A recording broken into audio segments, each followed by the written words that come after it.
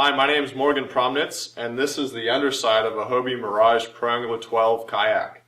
The Hobie Lowrance Ready system is going to make installing the transducer from your fish finder an absolute breeze. It's going to save you a lot of time, and you don't have to drill any holes in your kayak.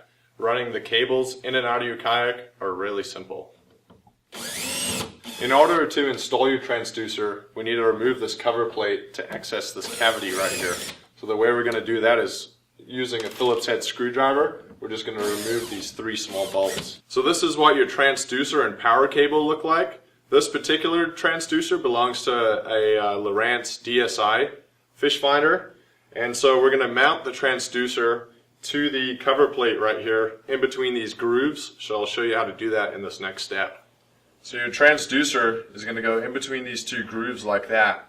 The one important thing to remember is to leave a tiny gap in between the bottom of your transducer and the top of the plate.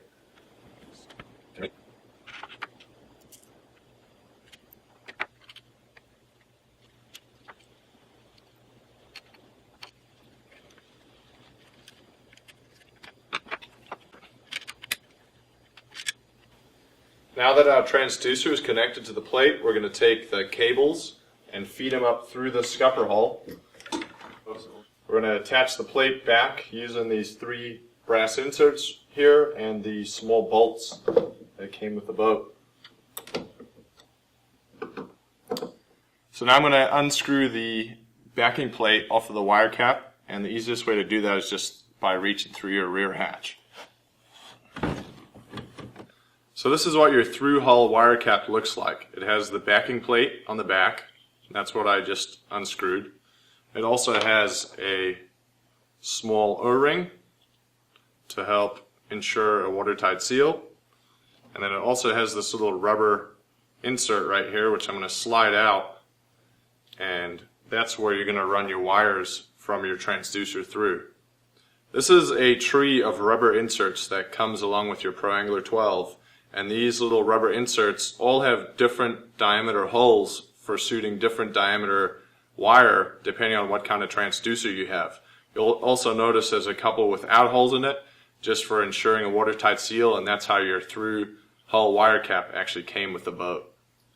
Now that the cables have come up through the scupper hole, we're going to run them back inside the boat through the wire cap hole. We're going to use this little O-ring right here, and so let's put that right on here. So we have our O-ring, we have our rubber cap, and then we just slide it into position, and we put the O-ring back on there and slide into position, and we connect our backing plate. So since this part of the cable is going into the boat, we're going to put the backing ring on this way, facing downwards, because it's going to slip up underneath the boat, and we're going to tighten it like that. So you want these tabs pointing down so it's easy for your fingers to get a grip. So you'll notice that I've installed the cables so that when your seat is in the low position, the bottom of the railing does not hit the cables. We've completed running the wires from the scupper hole into the kayak at the back of the boat.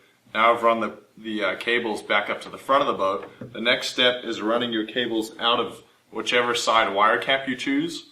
Depending on what side you choose, there's going to be a piece of foam that's lined up with the wire cap. You need to remove that piece of foam. There'll be a strap that goes around it. Just undo the strap, remove the foam. Once you've completed this part, replace the foam and reattach the strap. To complete this process, we're going to run the cables out through this wire cap, which is currently closed.